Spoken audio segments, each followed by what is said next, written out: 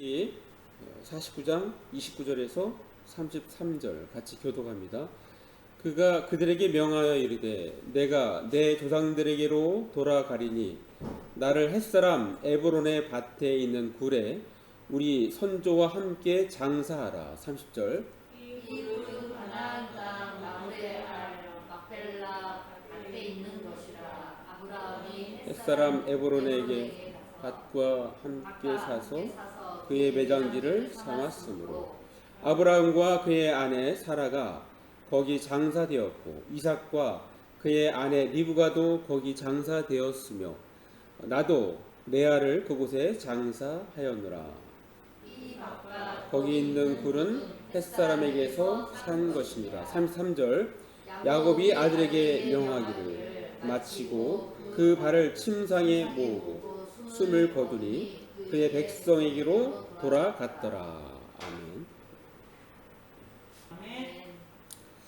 자, 여러분은 죽음에 대하여 어떻게 생각하십니까? 자, 서울대 의대 법의학 교실 교수이면서 지난 20년간 약 1,500명의 그 부검을 담당을 했습니다. 그래서 이 사람 별명이 죽어야 만날 수 있는 남자. 그래서 법의학자 유성호. 서울대 최고 인기 교양 강좌 죽음의 과학적 이해에서 강의했던 내용을 정리해서 책으로 출판했는데 나는 매주 시체를 보러 간다라는 제목의 책입니다. 자, 이 책에서 법의학자인 이 유성호는 늘 죽음을 이렇게 경험을 하지만 죽음을 대하지만 점점 나이 갈수록 죽음에 대해서 생각하는 것이 아니라 죽음이 아닌 삶에 대해서 더 생각을 하게 되었다고 그렇게 고백합니다. 자, 깨달음을 추구하는 도인은 아니지만 이 사람 기독교인은 아닌 것 같아요. 죽음을 생각하고 살피고 돌아가는 과정에서 삶의 경건함과 소중함이 더욱더 절실해진다고 그렇게 고백을 합니다. 자, 그러면서 이 책의 맨 마지막에 이렇게 적고 있습니다. 자, 죽음에 대한 깊은 이해가 동반되어야 비로소 삶의 소중함과 통찰을 얻을 수 있기 마련이다.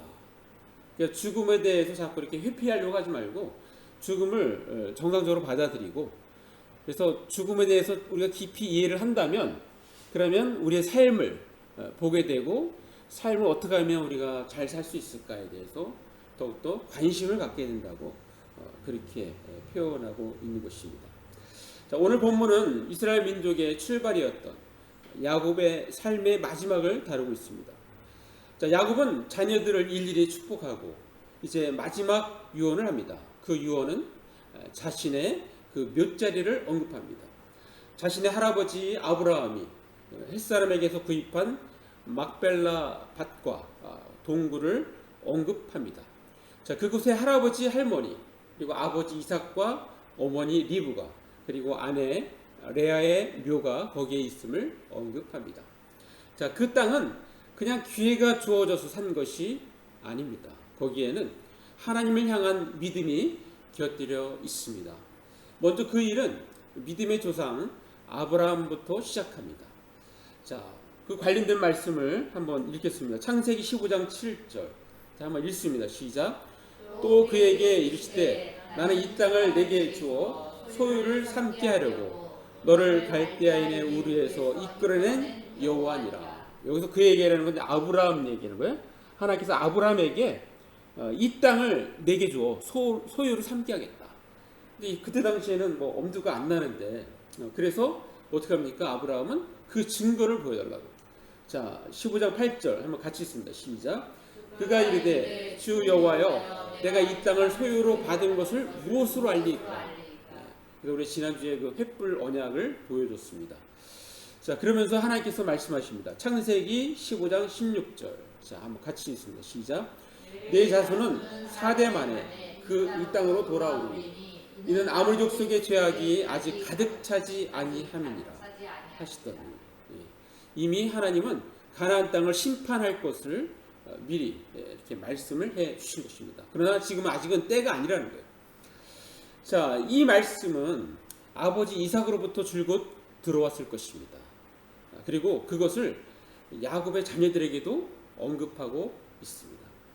그들의 매장지 막벨라 굴은 마물에 있습니다. 마물에는 헤브론에 있습니다. 우리 잠깐 한번 지도를 보면 이렇습니다. 자, 아브라함이 이렇게 가나안 땅을 갈 때, 자, 이곳에서 하나님으로부터 이 땅이 바로 네가 살 것이다, 너의 후손이 살 것이다라고 약속을 받았어요. 자, 그래서 이 마물에 헤브론 여기에 밭과 그리고 이 동굴 무덤을 사서 여기다가 이제 매장지로 삼습니다. 그래서 자기가 죽으면 여기다가, 그러니까 먼저는 자기의 와이프 사라를 먼저 묻죠. 아브라함을 묻고 그다음에 이삭은 이어서 그 다음 거로 보면, 자, 이삭은 또 이 가나안을 중심으로 사는데 이삭도 죽을 때 바로 이 헤브론 막벨라 굴에 장사됩니다. 아내도 그렇고 이것을 계속해서 야곱에게 이야기했을 거예요. 그래서 이 굴이 이런 식으로 되어 있어요. 이스라엘은 이렇게 하고 굴에다가 그냥 시신을 넣는 것입니다. 우리나라도 좀 다르죠. 자, 그러니까 야곱은 아버지 이삭으로부터 할아버지 아브라함이 하나님께로부터 받은 약속을 평생 잊지 않고 살았던 것입니다. 그리고 자신은 현재는 먼 곳 애굽에 떨어져 있지만 그 가나안 땅에 선조들과 함께 장사 지내달라고 그렇게 유언으로 명령하고 있는 것입니다. 자, 그러니까 이것을 이 야곱의 그 어떤 미래에 가나안 땅에 바로 앞으로 하나님께서 우리에게 주실 것이다, 이것을 가장 잘 인식한 아들이 요셉이었던 것 같아요. 요셉. 그러니까 요셉도 죽을 때 그걸 비슷하게 언급을 하는데, 자, 그것을 한번 잠깐 보면, 자, 요셉, 자, 그 전에 요 앞에 우리가 읽었던 거 한번 창세기 49장 29절 한번 같이 읽어볼까요? 시작. 그가 그들에게 명하여 이르되 내가 내 조상에게로 돌아가리니 나라 햇사람 에브론의 밭에 있는 굴에 우리 선조와 함께 장사하라. 예. 자, 요셉은 또 자기가 죽을 때 이렇게 얘기합니다. 자, 창세기 50장 24절. 자, 읽습니다. 시작. 요셉이 그의 형제들에게 이르되 나는 죽을 것이나 하나님이 당신들을 돌보시고 당신들을 이 땅에 인도하여 내사 아브라함과 이삭과 야곱에게 맹세하신 땅에 이르게 하시리라. 자, 요셉은 이 총리였잖아요. 총리. 그래서 사실은 요셉이 죽을 때 이때 당시에 피라미드가 애굽에서는 짓고 있을 때요. 그래서 요셉도 무덤이 피라미드의 거대한 왕은 아니지만 좀 적은 그런 피라미드로 짓습니다. 그래서 자기 마음대로 이렇게 가나안 땅에 묻히기를 원했지만 상황은 그게 아니었을 것 같아요. 그렇지만 지금 뭐라고 말하는 겁니까? 앞으로 하나님께서 그쪽으로 인도하실 때 거기에 대한 유언을 하는 것입니다. 더 구체적으로 보면 이렇습니다. 자, 창세기 50장 25절 같이 읽습니다. 시작. 요셉이 또 이스라엘 자손에게 맹세시켜 이르기를 하나님이 반드시 당신들을 돌보시리니 당신들은 여기서 내 해골을 메고 올라가겠다 하라 하였더라. 해골을 메고 아주 이렇게 분명한 확신을 갖고 있는 거예요. 실제에서 출애굽할 때 영화에도 보면은 이렇게 해골을 메고 가는 장면이 나옵니다. 자, 구약에서 가나안 땅의 의미는 오늘날로 하면 천국과도 같습니다. 그래서 야곱의 조상과 야곱 자신 그리고 그의 아들 요셉이 늘 가나안 땅을 품에 안고 살았듯이 오늘날 우리는 늘 하늘의 본향을 생각하며 살아가야 하는 것을 언급하고 있는 것입니다. 자, 거기에 대한 말씀을 한번 보겠습니다. 히브리서 11장 16절 말씀 같이 읽습니다. 시작. 그들이 이제는 더 나은 본향을 사모하니 곧 하늘에 있는 것이라. 이러므로 하나님이 그들의 하나님이라 일컬음 받으심을 부끄러워하지 아니하시고 그들을 위하여 한 성을 예비하셨느니라. 자, 여러분 이 말씀 보면은 우리가 이 본향에 대한 사모함을 갖고 살 때 하나님은 그것을 기뻐하시는 것을 느낄 수 있어요. 예, 그들의 하나님이라 일컬음을 받으심을 부끄러워하지 않으신다고. 우리가 늘 하늘나라 본향을 이렇게 사모하면 하나님도 기뻐하시는 거예요. 그래서 기뻐하시는 것을 우리가 느낄 수가 있습니다. 자, 왜 죽음은 마침표이지만 끝이 아닙니까? 자, 한 번 죽는 것은 정해진 이치이지만 그 후에는 심판이 있기 때문입니다. 이것은 말씀 그대로 있죠. 히브리서 9장 27절. 자, 같이 읽습니다. 시작. 한 번 죽는 것은 사람에게 정해진 것이요 그 후에는 심판이 있으리니. 예. 자, 이게 단어를 보면은 정해졌다 했을 때 운명으로 정해졌다는 표현을 해요. 운명으로 정해졌다. 이게 정해진 거예요. 이게 정해진 이치기 때문에 사람은 죽는 것이고, 그런데 그것은 끝이 아니라 그 후에는 심판이 있다는 것입니다. 자, 그런데 이 법칙을 깨고 인간이 만약 죽지 않는다면 어떻게 될까요? 죽지 않는다면. 자, 이 선구적인 발명가이면서 사상가 또 미래학자면서 최고의 첨단 사업가 토마스 에디슨의 적자라고 그런 별명을 가진 레이 커즈와일은 특이점이 온다는 책을 썼어요. 2005년도에 나온 건데, 특이점이라는 건 뭐냐면 기술이 인간을 초월하는 순간, 그 순간이 특이점이라는 거예요. 그래서 이 사람 얘기는 앞으로 인간이 기계보다 못해지고 기계는 인간보다 더 뛰어나게 된다고, 그렇게, 그것이 이제 특이점이라고 얘기하는데, 자, 그 특이점에 있어서 아주 그 핵심적으로 뒷받침하는 세 가지 주된 혁명들. 그래서 앞자를 따서 GNR, 그래서 GNR 혁명이라고 그래요.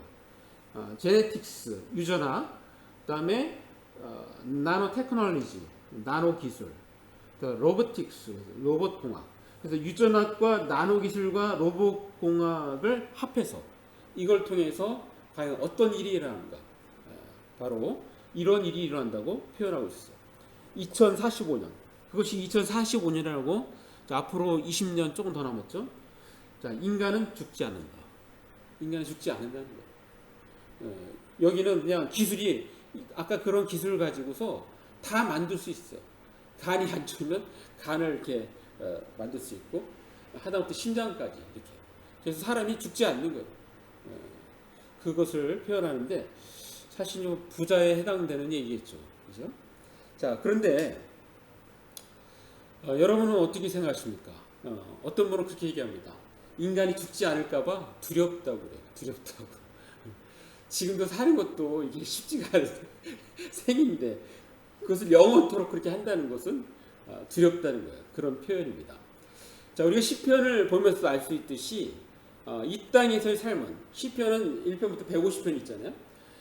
그 시편을 분석을 해보면 이 땅의 삶은 기쁨보다도 슬픔, 고난, 고통의 시간이 더 많습니다.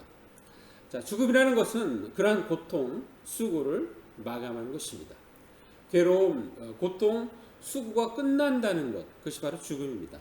자, 이것을 성경 요한계시록에서는 이렇게 표현합니다. 자, 요한계시록 14장 13절. 자, 한번 같이 읽어볼까요? 시작. 내가 들으니 하늘에서 음성이 나서 이르되 기록하라. 지금 이후로 주 안에서 죽는 자들은 복이 있도다 하시매, 성령이 이르시되 그러하다. 그들이 수고를 그치고 쉬리니 이는 그들의 행한 일이 따름이라 하시더라. 자, 여기 보면은 주 안에서 죽는 자들이 복되도다 하면서 죽음에 대한 의미를 우리가 느낄 수 있는 것을 말씀하고 있어요. 그들이 수고를 그치고 쉰다 이거예요. 죽음이라는 것은 수고를 그치고 쉬는 게 죽음입니다. 근데 만약에 영원히 죽지 않고 산다면 이 땅에서, 온전하지 않은 이 땅에서, 그러니까 수고를 계속 하라는 얘기 아니에요. 쉬지 말고. 그런 의미가 있으니까 정말 죽지 않는다는 게 끔찍하다, 그렇게 이해를 할 수 있는 것입니다. 자, 아까 읽었던 히브리서 9장 27절에 보면, 자, 여기서 죽은 것은 정해진 것인데 그 후에는 심판이 있다고 했을 때, 영어로 보면은, 자, after death to face judgment. 그러니까 심판에 face, 직면한다는 거예요. 심판이 눈앞에 펼쳐진다는 거예요. 심판이. 예. 자, 그 심판의 주인공은 바로 공평하신 하나님이십니다. 자, 이것을 또 다른 말씀에서 한번 구체적으로 보겠습니다. 자, 베드로전서 1장 17절 말씀 같이 읽습니다. 시작. 외모로 보시지 않고 각 사람의 행위대로 심판하시는 이를 너희가 아버지라 부른즉 너희가 나그네로 있을 때를 두려움으로 지내라. 예. 자, 각 사람의 행위대로 심판하시는 이. 예. 그래서 우리가 이 땅에 살아갈 때를 어떻게 하라고요? 두려움으로 지내라. 그러니까 하나님을 경외하라 하는 말은 바로 이 땅에서 두려움, 하나님에 대한 두려움을 기본적으로 갖고 살라고 말씀하고 있는 것입니다. 자, 아까 서울대 법의학자 유성우의 나는 매주 시체를 보러 간다. 그 책에서 사망의 종류를 이렇게 정리합니다. 자, 사망의 종류는 자연사, 즉 병사와 위인사, 자살, 타살, 사고사, 그리고 불상으로 나뉜다. 그렇게 정리하는데, 그러니까 크게 두 가지인 거예요. 우리가 병사가 보통 자연사로 하는 거예요. 그래서 우리가 진을 다해 죽었다 하는 것은 뭐예요? 자연사, 병사. 결국 사람이 죽는 것은 병으로 죽는 거 아닙니까? 그죠? 근데 장현동 목사님 그런 얘기했죠. 이 암에 안 걸려서 죽는 것은 암이 걸리기 전에 죽었기 때문에 안 걸려서 죽는 거, 그런 얘기를 했던 적이 있어요.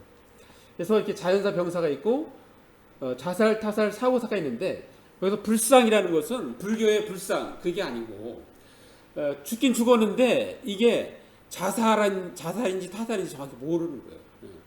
그러니까 죽긴 죽었는데 뭐 유언서도 남겨놓은 것도 없고 뭐 어떤 그런 것이 있을 때 그것을 정확하게 규명을 못할 때, 그럴 때 불상이라고 하는 거예요. 그러니까 실질적으로 그러니까 자살이 더 많이 있다는 것을 우리는 느낄 수가 있습니다. 자, 여기에 덧붙일 수 있는 것이 뭐가 있어요? 순교라는 게 순교. 자, 초대교회의 최초의 순교자 스데반, 돌에 맞아 죽는 그 스데반이 있습니다. 또 초대교회 때는 이렇게 월요 경기장에서 사람들이 보는 앞에서 굶주린 사자, 이게 딱 굶주린 게 느껴지죠? 사자가 이렇게 오는데, 자, 이들의 표정을 보십시오. 무서워 벌벌 떠는 것이 아니라, 그죠? 이것을 담담하게 받아들이는 그 표정이 느껴집니다. 또 우리나라의 대표적인 인물로서는 주기철 목사, 또 손양한 목사가 있습니다. 그런데 침례교의 대표적인 순교자가 있습니다. 바로 이종덕 목사님이세요. 이분은 우리나라 침례교를 패닉 선교사가 이제 처음으로 시작을 하셨는데, 그분이 제1대 감목이고 이분이 제2대 감목이에요. 10년 동안 감목을 하셨던 분이에요.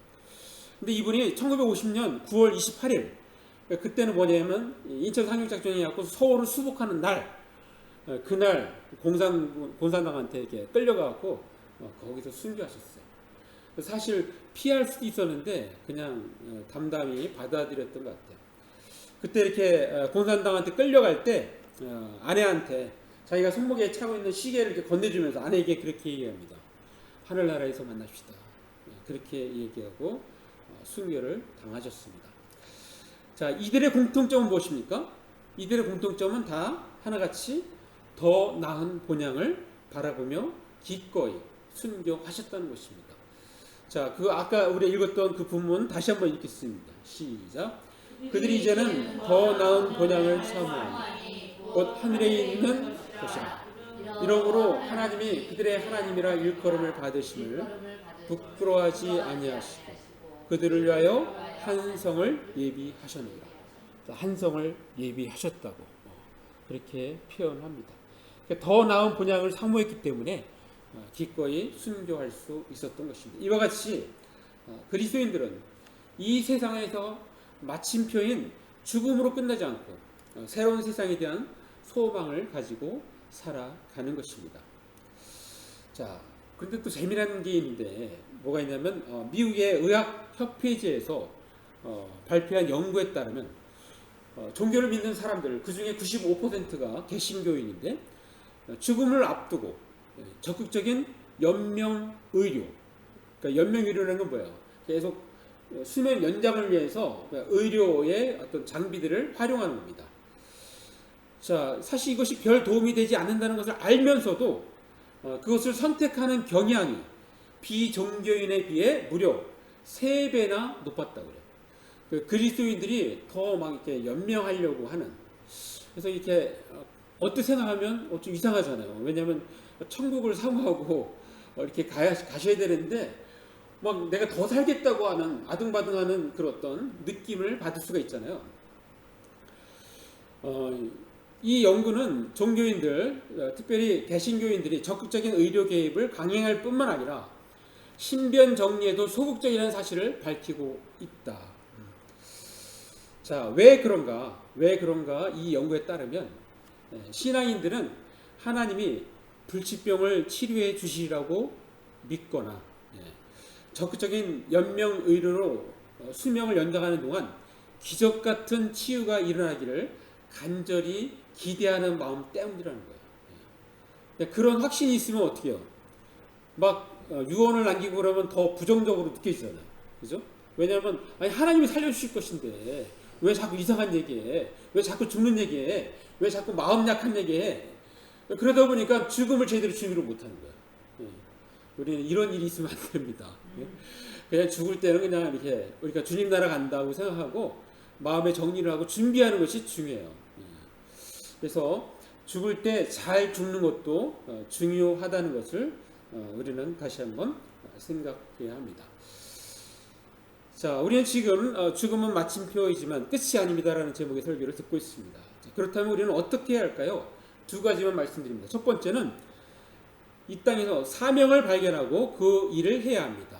자, 한번 같이 읽습니다. 시작. 사명을 발견하고 그 일을 해야 합니다. 자, 우리 말씀 봅니다. 사도행전 20장 24절 말씀.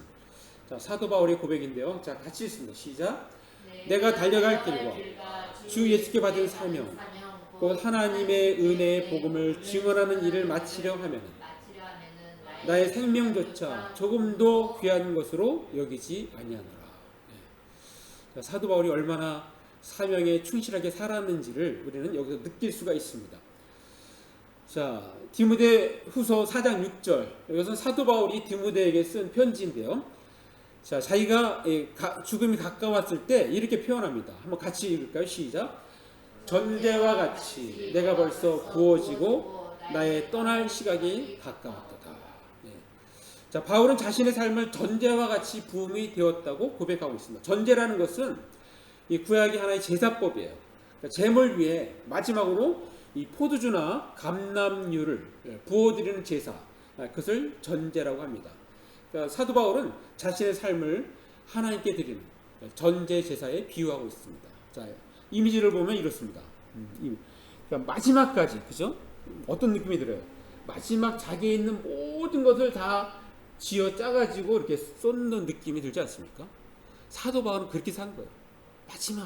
마지막 순간까지 정말 주를 위해서 산 그 모습 우리는 떠올릴 수가 있습니다. 자, 이것을 다른 말로 또 이렇게 표현합니다. 디모데후서 4장 7절. 자, 같이 읽습니다. 시작. 나는 선한 싸움을 싸우고 나의 달려갈 길을 마치고 믿음을 지켰으니. 자, 믿음을 지키면 어떤 일이 일어납니까? 디모데후서 4장 8절. 자, 읽습니다. 시작. 이제 후로는 나를 위하여 의의 멸류관이 예비되었으니 주 곧 의로우신 재판장이 그날에 내게 주실 것이며 내게만 아니라 주의 나타나심을 사모하는 모든 자에게 되리라. 자, 의의 멸류관이 예비되었다는 거예요. 이걸 이미지로 한번 보겠습니다. 자, 이렇게 주님이 의의 멸류관을 이렇게 씌워주는 모습. 그것을 나뿐만 아니라 사도 바울뿐만 아니라 그것을 사모하는 모든 사람에게도 그렇게 주실 것이다 라고 고백하고 있습니다.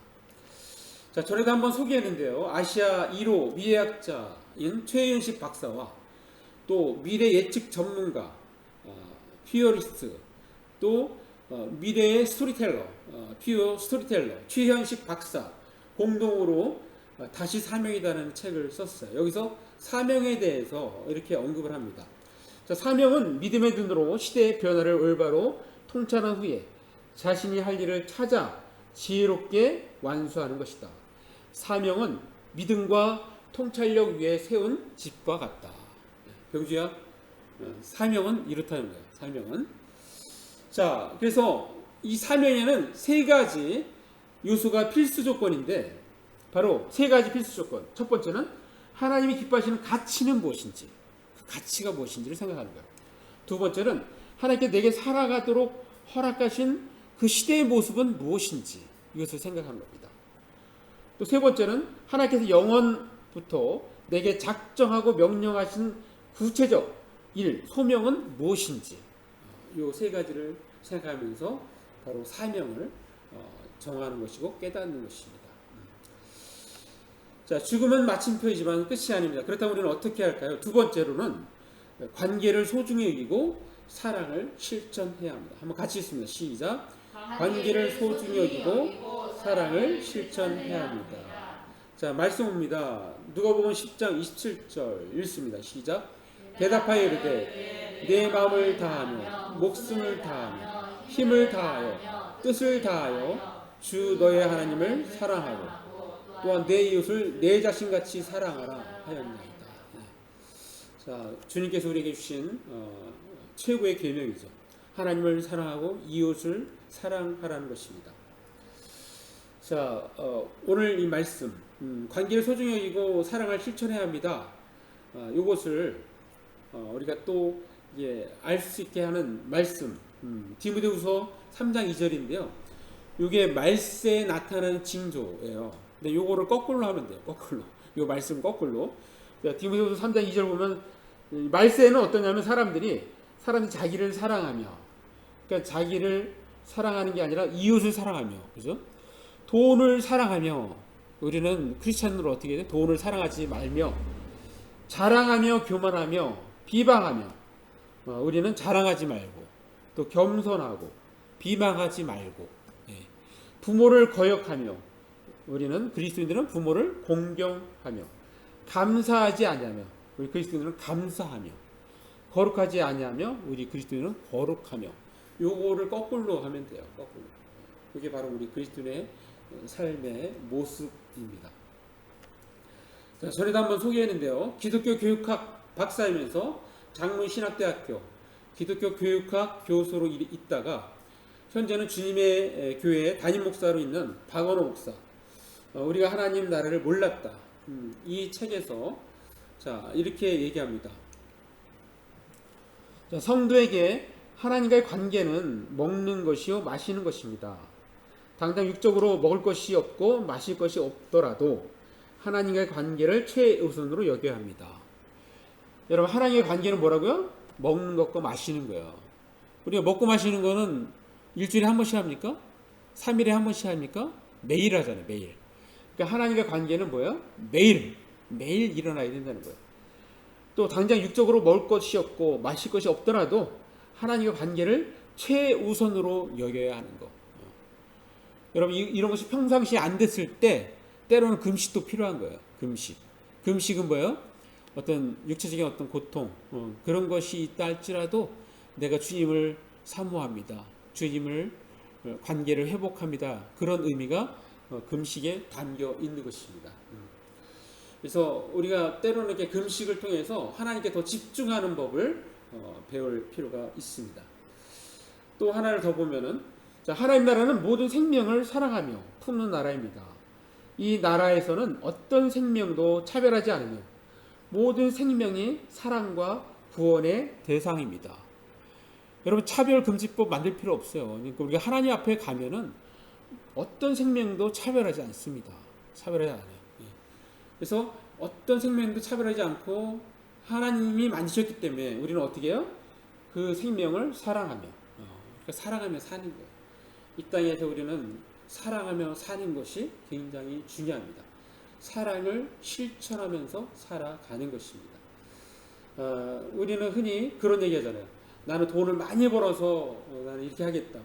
그렇게 할 필요 없어요. 우리가 지금 있는 수준에서 내가 할 수 있는 것을 표현하면 되는 것입니다. 자, 마무리합니다.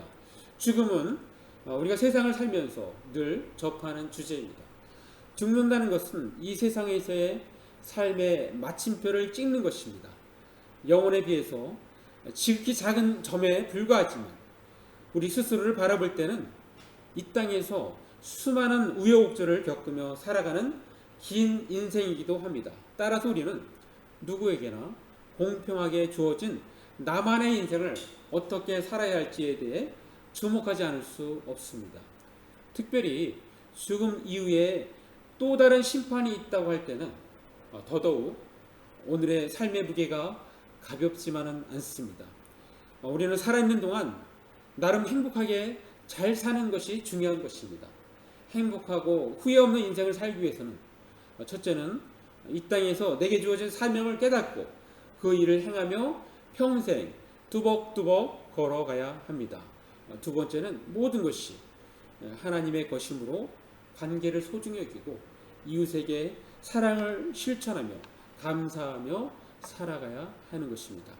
우리 모두 하나님께서 허락하신 각자의 삶에 사명감을 갖고 이웃에게 끊임없이 사랑과 선을 실천하며 살아가는 저와 여러분이 되시기를 간절히 바랍니다. 기도하겠습니다. 이제 말씀 생각하시면서 잠깐 1, 2분 기도로 나아갑니다.